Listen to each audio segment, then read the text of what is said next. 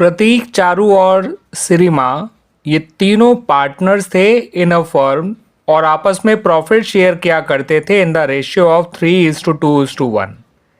इनमें से जो प्रतीक है वो रिटायर हो गया फ्रॉम द फर्म ऑन 31 मार्च 2023।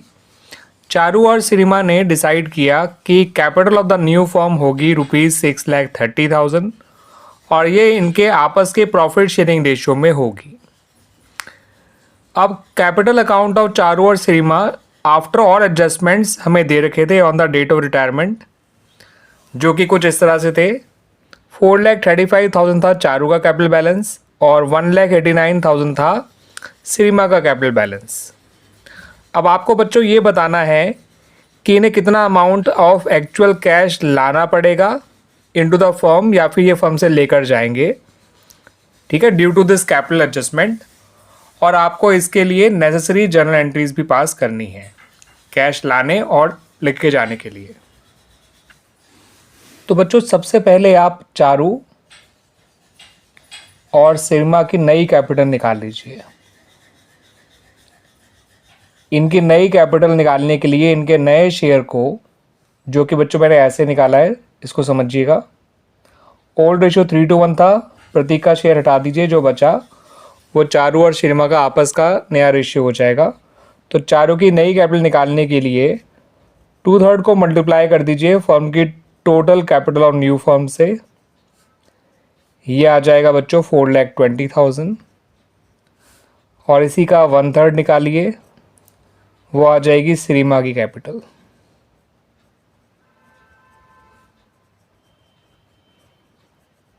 ठीक है बच्चों, तो 1/3 इंटू 630 ये आ जाएगा 2,10,000। इतना क्लियर बच्चों। अब इनकी न्यू कैपिटल आपके पास है और इनकी एडजस्टेड कैपिटल भी आपके पास है, चारू और सिरिमा। ठीक है बच्चों, नई कैपिटल है 4,20,000, ओल्ड कैपिटल है चारू की 4,35,000, न्यू कैपिटल है सिरिमा की 2,10,000 और ओल्ड कैपिटल है 1,89,000।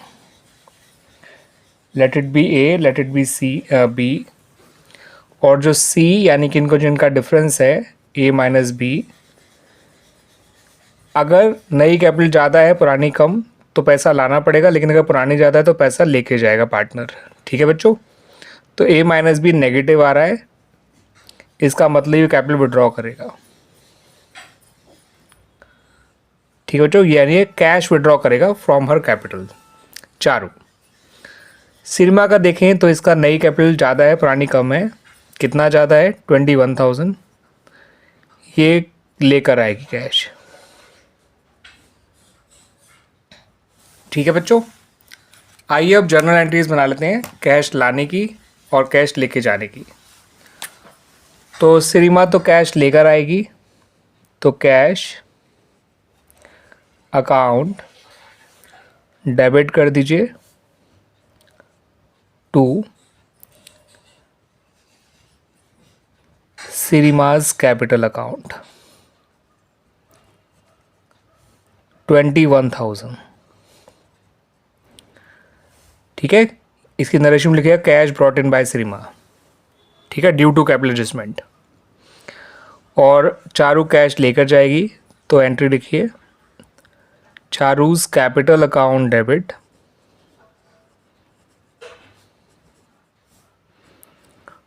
टू कैश अकाउंट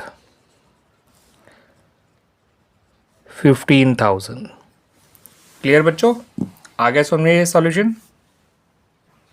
अब इस क्वेश्चन को देखिए, चमन एंड बर्मन ये दोनों पार्टनर्स थे इन अ फर्म और आपस में प्रॉफिट एंड लॉसेस शेयर क्या करते थे इन द रेशियो ऑफ 3:2:1। अमन को ये गारंटी दी गई कि उसका प्रॉफिट का जो मिनिमम अमाउंट है वो ₹60,000 होगा एवरी ईयर, यानी कि अमन को ये गारंटी दी गई है कि उसका प्रॉफिट मिनिमम 60,000 होगा ही हर साल। ठीक है बच्चों, अब ये गारंटी किसने दी है वो क्वेश्चन में नहीं दे रखा है। ठीक है बच्चों, यहाँ पे बच्चों मैंने पुराने पार्टनर में ना एक नाम लिखना रह गया है, चमन, बर्मन एंड अमन है। एक्चुअली अमन कोई नया पार्टनर नहीं है, अमन भी एक पुराना पार्टनर है। तो 3 पार्टनर हैं, चमन, बर्मन और अमन। इनमें से जो गारंटी दी गई है वो अमन को दी गई है कि उसका प्रॉफिट ₹60,000 से कम नहीं होगा किसी भी साल। मगर ये गारंटी किसने दी है ये मेंशन नहीं कर रखा है, तो हम ऐसे में ये मानेंगे कि गारंटी फर्म ने दी है अमन को। तो this is called guarantee by firm. ठीक है बच्चों, अब जो फर्म का नेट प्रॉफिट हुआ है फॉर द ईयर एंडेड 31 मार्च 2023 वो है केवल ₹1,20,000। ठीक है बच्चों, आपसे एक आगे नेसेसरी जर्नल एंट्रीज बनाइए in the books of the firm showing the distribution of profit amongst the partners. यानी कि इस प्रॉफिट को बांटने की आपको एंट्रीज बनानी है अमंग द पार्टनर्स इस 1,20,000 को। इस बात को ध्यान में रखते हुए कि अमन को गारंटी भी दी गई है और ये गारंटी फर्म के द्वारा दी गई है। तो एंट्रीज बनाने से पहले बच्चों आइए छोटी सी वर्किंग कर लेते हैं। आप ये देखिए कि जो अमन है इसके हिस्से का एक्चुअल प्रॉफिट कितना आ रहा है। तो 1,20,000 को अमन के शेयर से मल्टीप्लाई करके देखिए। ठीक है बच्चों, ये आ रहा है केवल 20,000। ये है अमन का एक्चुअल प्रॉफिट। क्या है बच्चों ये? अमन्स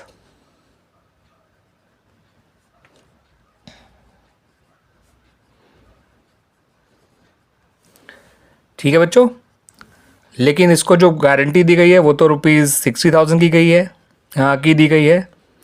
तो बट अमन्स गारंटीड प्रॉफिट है ₹60,000। तो सीधी सी बात है he will take 60,000।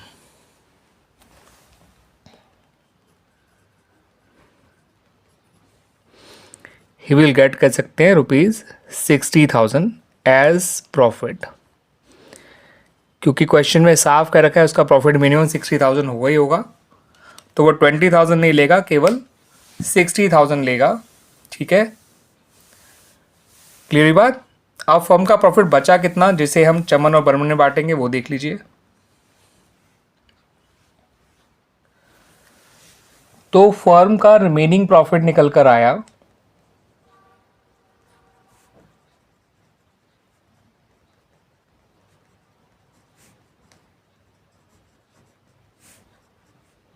Total profit था ₹1,20,000। 60 तो फर्म अमन को दे चुकी है।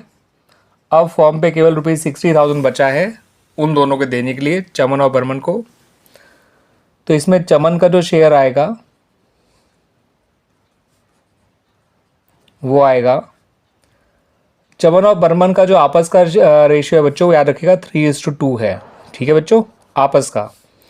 तो 3/5 इंटू 60,000 जो कि निकल कर आएगा 36,000। और बर्मन का जो शेयर आएगा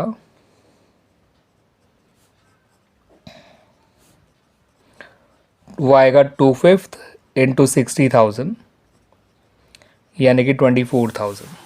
ठीक है बच्चों, आइए अब एंट्रीज बना लेते हैं। तो सबसे पहली जो एंट्री बनाइएगा वो नेट प्रॉफिट को प्रॉफिट एंड लॉस अकाउंट से profit and loss appropriation account में ट्रांसफर करने की बनाइएगा।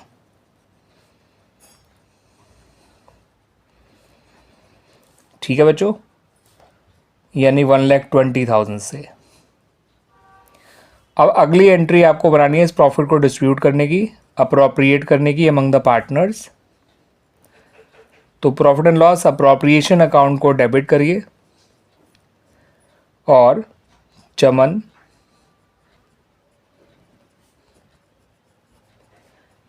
के कैपिटल अकाउंट को, बर्मन के कैपिटल अकाउंट को और अमन के कैपिटल अकाउंट को क्रेडिट करिए।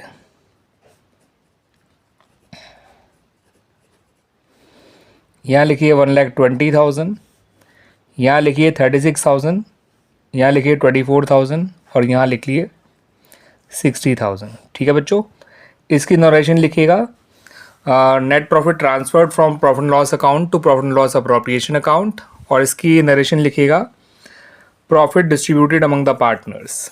ठीक है बच्चों, और ये प्रॉफिट इतने कैसे आए ये मैंने आपको वर्किंग के थ्रू समझा ही दिया है। क्लियर बच्चों, आगे सुनने।